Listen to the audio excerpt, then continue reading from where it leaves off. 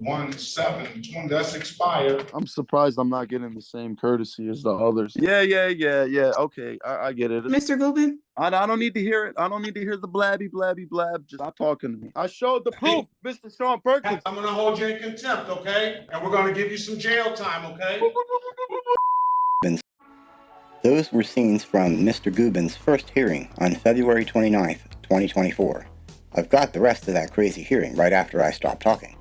In the meantime, Gubin the Goober failed to appear a few times, got himself a lawyer, started taking things seriously, and then showed up in person with his lawyer, on time, for court today. His lawyer blamed his behavior in the first hearing on his having the flu. Judge Perkins hears a lot of whoppers, but he promised this Goober jail time for contempt way back when. I'll give Goober credit for one thing, though. When he walked through the front doors this morning for court, he knew he'd be walking out the back on his way to Wayne County Jail. Let's roll, nerds. Gubin, Joshua Gubin.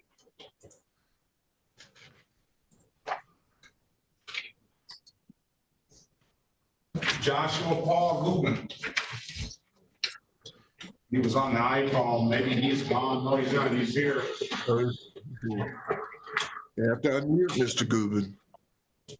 This is the city of Detroit versus Joshua Paul Gubin, case number SP 1411448, counts 1, 2, and 3. Appearance for the record, please. Elwood F. Berry Jr. on behalf of the defendant. State your full name, Mr. Gubin. Joshua Paul Goober. All right, good morning, Your Chief, Honor. sir. Go ahead. For purposes of arraignment, we would waive the reading of the information and stand mute. And we'll enter a not guilty plea on his behalf. We'll give him a $0 bond. No valid. Hold on a second. No valid registration, never acquired plates, and no insurance misdemeanor. Do you have documentation for this vehicle, Mr. Gubin? Yes, I do.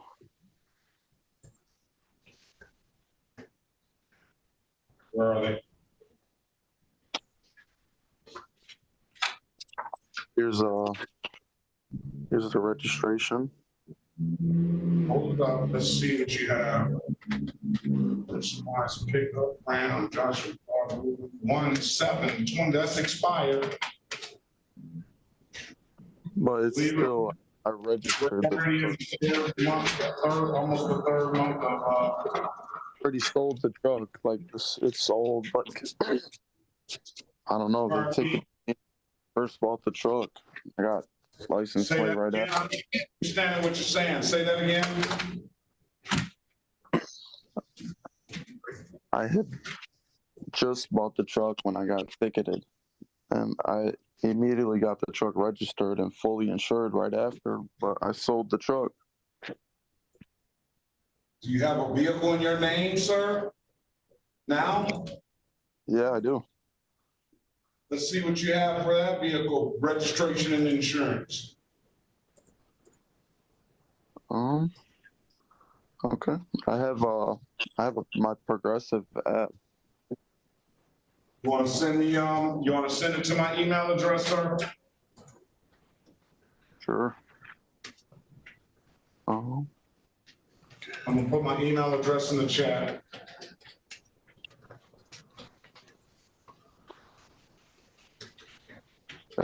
Okay. I'm looking for valid registration and insurance, please.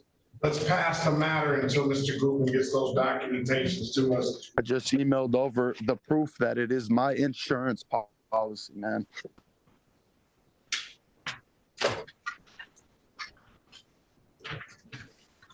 Unbelievable, bro.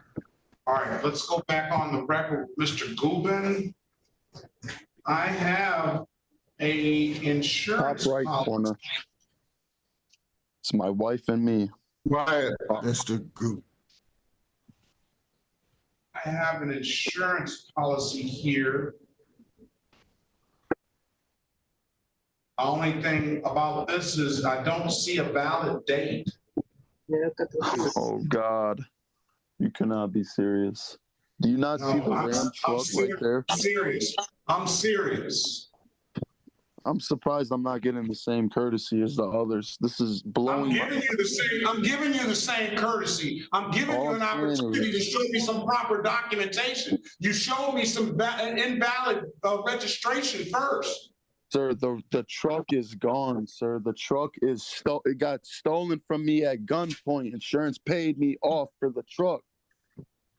Okay. That is Showed not you the policy that you asked for, and you're I'm not satisfied. And I showed you valid Gubin, proof that the truck was Mr. registered. Gubin, please, But don't Mr. Gubin. say anything, Mr. Berry. Don't say anything, Mr. Berry. Mr. Goober. What did he say? Mr. Goober. All I was trying to say was I'm extremely sick. I'm If you literally don't throwing up right now. listen Man. to me. Listen to me. I'm not. We're not going to. We're not going to talk like this. I'm going to talk, and you're going to listen, and I'm going to give you an opportunity to talk. All right. So first of all, don't accuse me of not giving you the same courtesy as everybody else, because that's absolutely not true. I don't have to dismiss these cases just because you said you had insurance. I can send you straight to trial or make you or not make you take the deal. I can't make you do anything, but I'm trying to give you an opportunity to show me valid documentation, okay? And I'm trying to. And I don't see, what I told you is, I don't see a proper date on this insurance policy that you sent me. All right, I'm going to show you this registration that I had on the Ram, and you will see what day that ticket was issued and what day this registration was issued, which was a month or two after the ticket. So the truck was registered and plated, fully insured after I received the tickets. So show me the insurance policy, the portion of the policy that has the expiration date. You showed me that registration. 1/7/2024. So you're asking to see if what? A valid what? I'm asking to see the date on the insurance policy. You gave me an insurance policy. I have that, but it has no date on it. All I showed was proof that the truck was insured, registered. All right, I'm not gonna deal with it. All right, let's set a trial date. Set a trial date. I'm trying to get this dismissed. This is this is literally holding me back right now. You get it dismissed on the date of trial. Date of trial. Nice. Thanks for no, I see clear as day why I'm not getting the same courtesy. Your name is Sean Perkins? Yeah, okay. I will. That's the last time I checked. Yeah. Okay, I get it. Mr. Gubin. I don't need to hear it. I don't need to hear the blabby blab. Just stop talking to me. I was just gonna ask, did you want to go in a breakout room? What is a breakout room? I showed all my proof. I showed all the proof. I showed the proof, Mr. Sean Perkins. What is it? Is it my, what is it? My complexion? Have a good day, It's my complexion, isn't it, buddy? Have a good day, Mr. Uneducated Judge. Have a good day, Mr. Gubin. You keep on How are talking you out of even a turn. judge? I'm gonna hold you in contempt, okay? And we're gonna give you some jail time, okay? What a clown. You done? Anything else? Are you done? Anything else, pal? All right. I'm gonna hold him in contempt. I'm gonna give him 30 days Wayne County Jail, all right? Right, okay. You have an absolute right to a hearing. You will expect a huge lawsuit. I showed you every single proof of documentation that I needed to, and you refused to dismiss my stuff. Have a great day. Why is that? Have a great day. We're not talking anymore, all right? We're done talking. Yeah, that's what I thought. 30 days Wayne County Jail.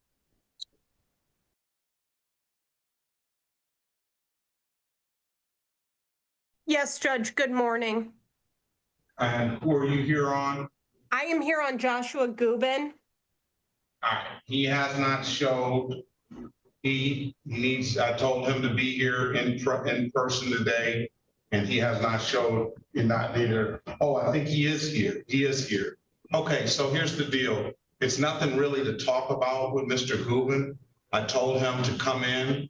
I said I gave him 30-day Wayne County Jail for contempt last year. Yeah, I see him hold up a child. His child, he didn't come down. So again, he continues to defy orders of the court, and we just don't have much to talk about. Well, Judge, I understand that that may be the court's position as it relates to this matter. May I have just 1 second?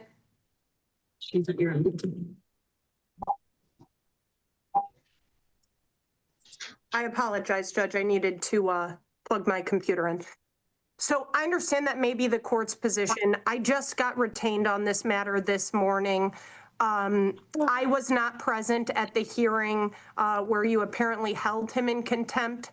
He obviously has an opportunity to prepare and present a defense to the allegation. I'm not sure if the court made a finding as to whether or not this was civil or criminal contempt, and further, whether the court actually determined whether it was direct or indirect contempt. Obviously, the court's ability to sanction an individual, especially with a deferred sanction, may be limited under these circumstances. So what I'd be asking the court to consider doing is giving me a brief adjournment so that I may obtain a copy of the transcript of the last hearing.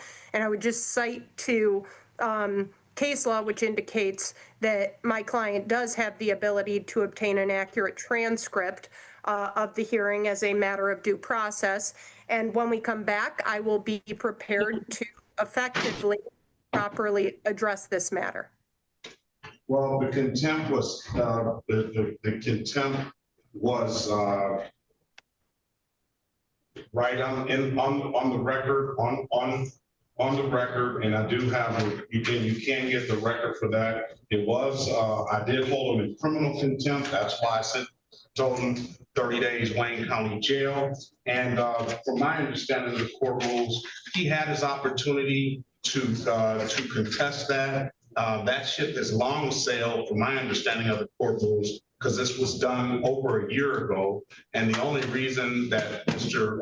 Gubin has come back before me is because he got some other cases. He let the tickets go on the warrant status. He only is before me because he got the other cases. So I still need his presence here. I'm going to readjust his bond now. Well, Your Honor. So he continued, I'll let you speak, Counselor, and I'll let you do what you need to do as far as your job, but I'm going to do my job. And Mr. Gubin continues to defy the court's orders, and we'll talk about bond right now.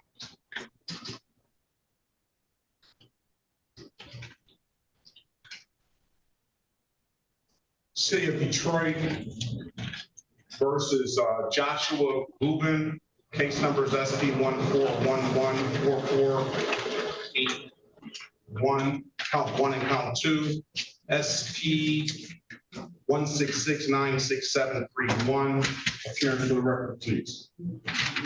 Yes, good morning, Camilla Barkovic, appearing on behalf of the defendant who is present. Your Honor, Rami Hijazi, P82830 on behalf of defendant as well, Your Honor. Okay, so you can make the record now as far as what you want to do, either counsels if you want to, as far as Mr. Gubin is concerned today. We'll call the date and time. There's 2 warrants out for Mr. Gubin's arrest.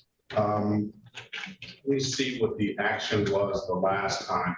Mr. Hijazi was here last week when he appeared on Mr. Gubin's behalf after Mr. Gubin showed up, and I realized that he was the gentleman that was just very, very contemptuous on that day that he was here last year. The allegations were made on December the 7th, 2022.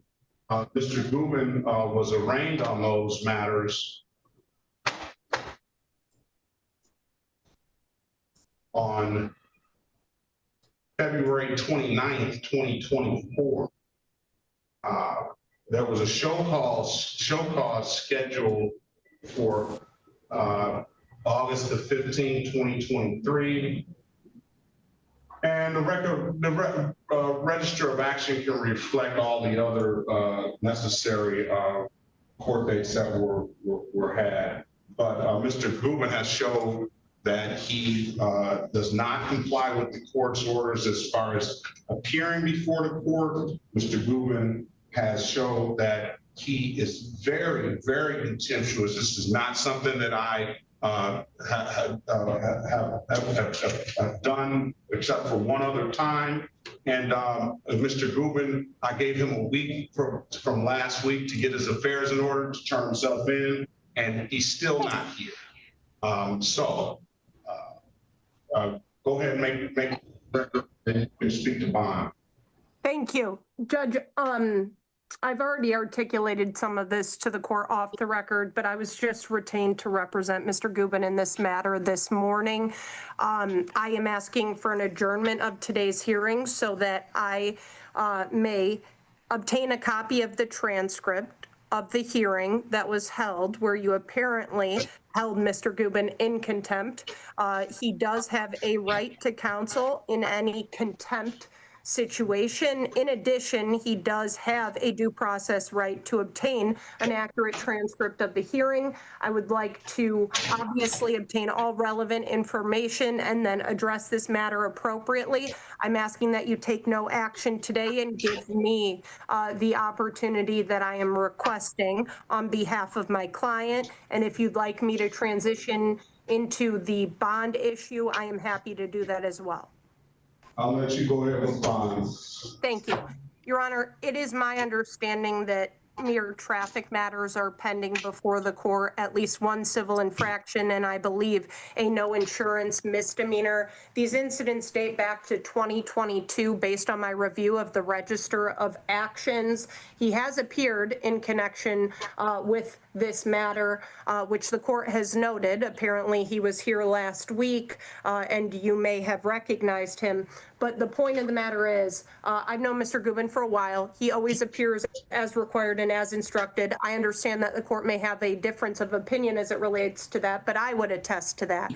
He is a lifelong Michigan resident. He has extremely strong family support. He is a father. He has minor children, actually one of which is visible on the Zoom as we currently sit here. He owns his own business in Wayne County and operates that business very successfully. I think when you consider factors that are relevant to a bond inquiry and are not relevant to collateral matters such as prior actions engaged in allegedly before the court, personal bond is warranted, and it's my understanding that that is what may have been previously entered in connection with this case. Upon conviction of the only misdemeanor with which he presently stands charged, his maximum sentencing exposure is minimal. He is obviously presumed innocent at this point in time. And for all of those reasons, Judge, in addition to other reasons, such as his lack of any significant or substantial criminal history, which is a factor that the court shall consider when it sets bond, I believe a personal is warranted. And retaliation for what allegedly occurred in the past should not impact bond under any circumstance. All right, very well. Bond is going to be set at $2,500 cash. I still, the order of Mr. Gubin still showing up because despite what you've articulated on the record, Ms. Bachowicz, I we put the warrant out for Mr. Gubin's arrest a long time ago. He was supposed to be in person here today. He's not. He also has an assault and battery case that he has a warrant out for his arrest for as well. So he showed the court and demonstrated to the court that he has not only with this court, but with the other courts and other judges in this courthouse that he has a failure to appear or something. So bond is $2,500 cash, and it's still ordered that Mr. Gubin show up in person to the court for the conviction hearing. And we will address, and you can appeal the matter to a higher authority if that's what your client chooses to do. So, Your Honor, I have a comment as it relates to a cash bond. I'm asking that the court impose a cash or surety bond. My interpretation of the court rules as it relates to bond and statutory authority allow the defendant to elect whether he posts a surety or posts a cash bond. And my position is the court cannot outright prohibit a surety. So I'd ask for the addition of a surety provision. The court has made its ruling, Counselor. You can take it to a higher authority. Thank you. Thank you. All right, who's next?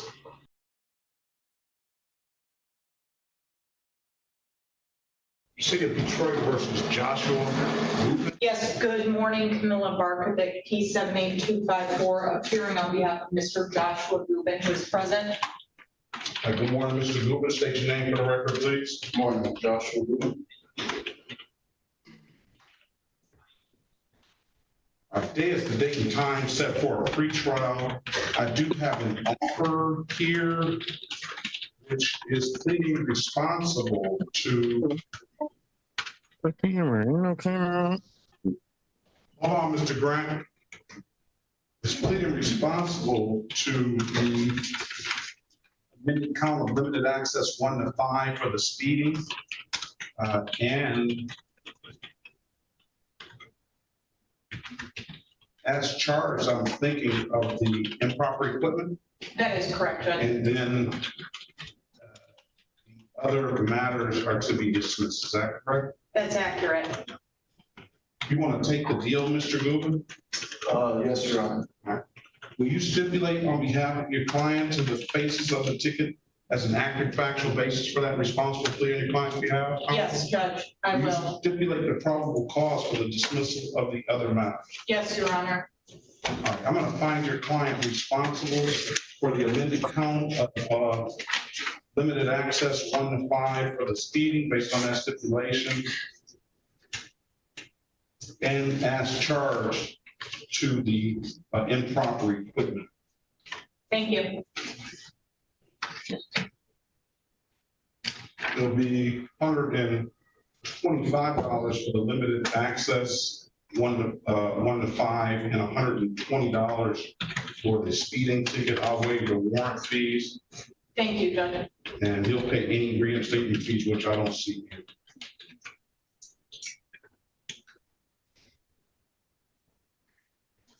Anything further? We're gonna take him into custody. Well, Judge, I wanted to ask that you respectfully reconsider your position. I reviewed the record of the hearing in question. I understand that my client's conduct may have been considered disruptive and disrespectful by the court. A lot of time has passed since that occurred. That's no justification. But I think it's important for you to know the circumstances under which his actions occurred. So unfortunately, my client was suffering from the flu extremely bad that day. He remained on Zoom for an extended period of time. I'll even attest, I have sat on Zoom for an extended period of time, and oftentimes it becomes extremely frustrating. Obviously, this court moves its docket. This court is very accommodating. But given his illness and given the circumstances, he was not a happy camper. Again, that is no excuse for his actions towards the court. You obviously don't know Mr. Gubin. You probably never will. I've known him for an extended period of time. He is not who this court may think he is. He has always been respectful, diligent in addressing all of his obligations. He's 27 years old. He does not have any significant or substantial criminal history. He's married. He has 2 minor children who are absolutely beautiful. His pride and joy. He owns and operates his own business in Wayne County, specifically a gas station. His wife doesn't work. He's the sole provider for his family. Judge, if you would consider not imposing a jail sentence at this time, and maybe imposing an alternate sanction, which the court has authority to do, such as a fine or anything else that this court deems appropriate, such as community service, my client will gladly accept that. I do know that he wishes to make his statement directly to this court, and I'll allow him to do that at the present time if the court would permit. Well, let me say this. I appreciate your argument and your diligence on the behalf of your client. I went over and I reviewed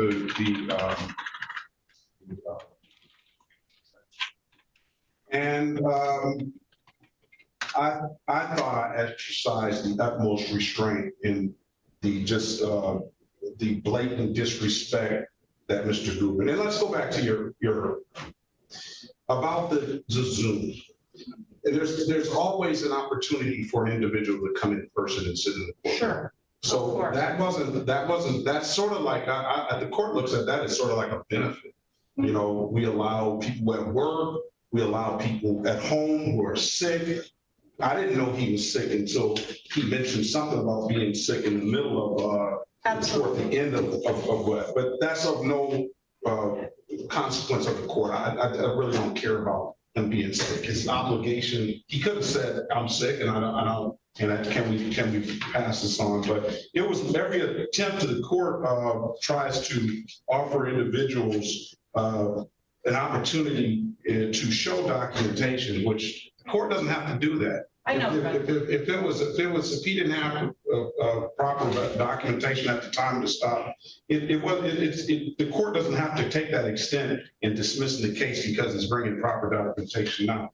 It is the court's view of Mr. Gubin's actions is that Mr. Gubin was trying to deceive and perpetrate fraud upon the court. Mr. Gubin was given multiple times showing proper documentation. And we take it and we'll look at it on the screen. So he doesn't have to email it. He doesn't have to send it. He sends the first document. It wasn't valid.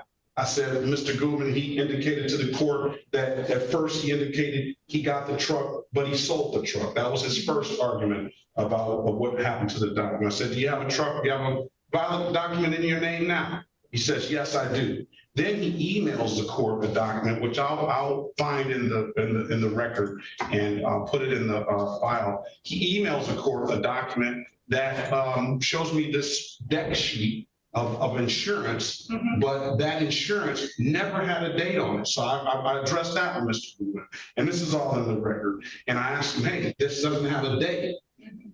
Then he proceeds to show me another document that doesn't have his name on it, anything. And when we brought that up, and then that's when things went further downhill.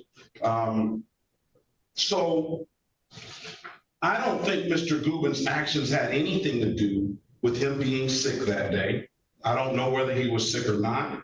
And again, I don't care at this point whether he was sick or not. I tried to exercise every bit of restraint. Then he further argues with the court and tells me, while he's swearing, that the truck was stolen at gunpoint. That was his other argument. First he says he sold it, then he says it's stolen at gunpoint.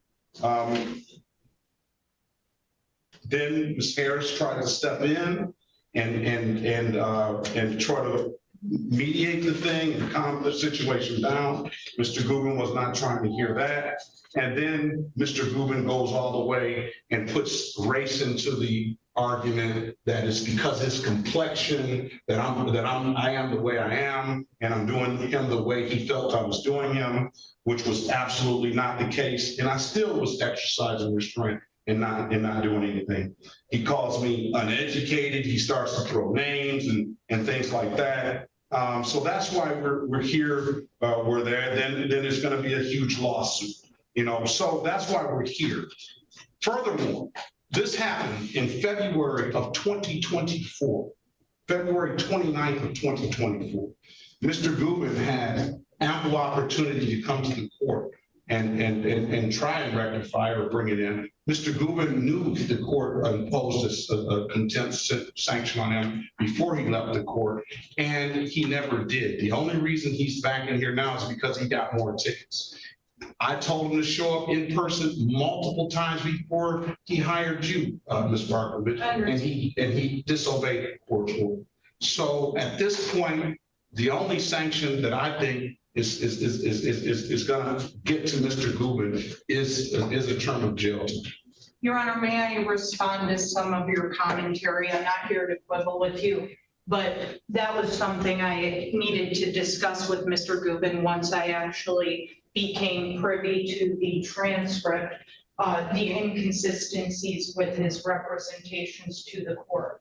I will tell you that I have received information that both statements he made to the court with respect to the vehicle were in fact allegedly true, in the sense that his vehicle was stolen. He apparently has a police report depicting that it in fact was stolen under the circumstances he represented. The vehicle was allegedly then recovered, returned to him, and then he subsequently sold it.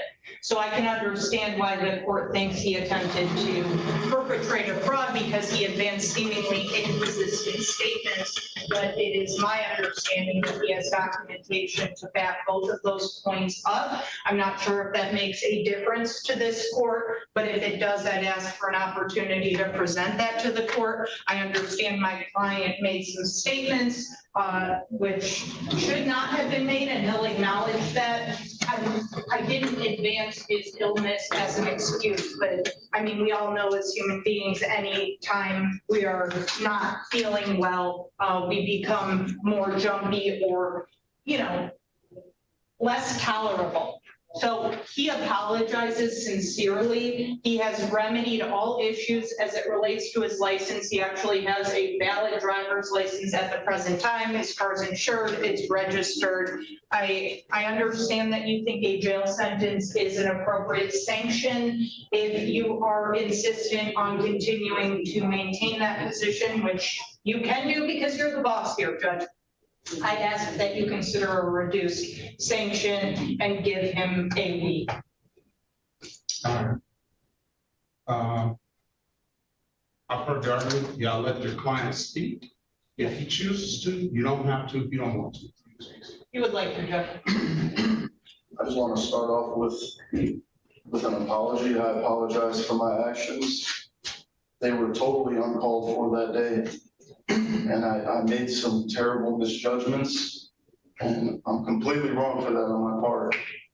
And I don't want to try to defend anything I said that day because there's nothing to defend. I was completely wrong. I can't. I just should have died last time. Please, you gotta mute yourself. What? I just believe that things were just misunderstood that day, and the documents that I was showing, it was misunderstood, and I lost my cool because I was very sick that day, and it's just a terrible mistake I made, and I regret it deeply. So. Is that it, sir? This one document, Ms. Barkovich, that there was a deck sheet or part of a deck sheet that he sent me. It had pages 3 and 4. And this is the reason why I say he intended to perpetrate a fraud. He could have sent this full document. We all have insurance policies, and we know what those documents look like. And I have page 3 of 4 here. And I think he intentionally sent me these pages because he knew that if he sent me the pages that we were actually looking for, it would have had the proper data. Secondly, I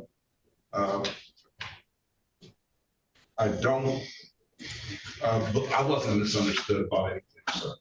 I don't know why you were so misunderstood. I thought it was very clear in an effort of what we were trying to do for you. Whether you say it's sickness or anything, I take the uneducated comment as a racial troll. You know what I'm saying? I don't, you know, we've heard that in the tennis match the other day. The one of the players lost. and she calls the player uneducated. We hear this uneducated toward Black people, it seems like more and more. So that's how I take that as well. So I don't think that I wasn't misunderstood about anything. You turned a simple misdemeanor, no insurance, no registration, or whatever it was, into all of this. And this is the consequence you're going to have to pay for. All right. I believe he was contemptuous. I believe he disrespected the court. I believe he basically was making a mockery of the whole situation. So I don't feel any, I feel you intended to do that. And I don't feel it became because you were sick. Okay.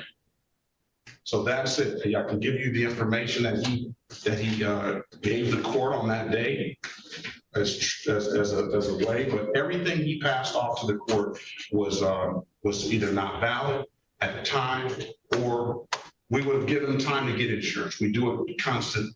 I understand. All right. All right. So I'll consider the reduction, but I'm not. He's going to go to jail today. I understand, Judge. So you can, Ms. Markovich, I'll pass the matter. You can go ahead about your day. You can zoom back in. I've heard your argument, and I'll make a decision before the day's out on if I'll reduce it. Thank you, Judge. Mrs. Markovich. I'm sorry, Judge, did you say my name? Yeah, I'm gonna go ahead and reduce it to 2 days for your client. Thank you so much, Judge. So like I said, it'll probably be out tomorrow. I don't know, but it wasn't.